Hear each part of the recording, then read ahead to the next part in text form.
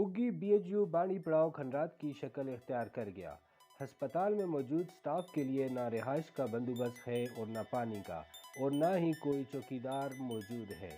यहाँ एक medical officer तैनात है जो दिन भर अस्पताल में ड्यूटी करता है और रात को मकामी स्टाफ के यहाँ रिहाइश रखता है, क्योंकि उनकी रिहाइश के लिए हस्पताल के अंदर जो जगह बनाई हुई है वो टेक्सला के खंडरात से भी बदतर है।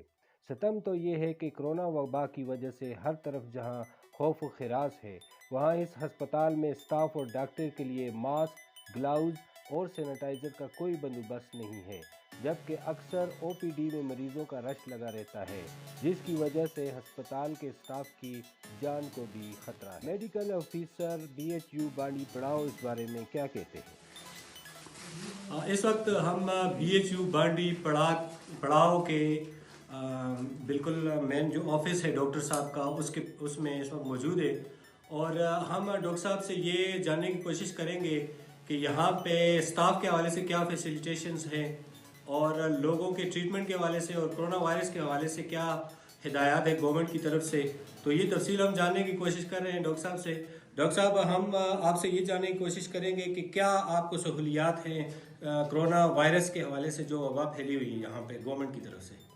गवर्नमेंट की तरफ से अभी तक तो हमें कुछ भी नहीं दिया था।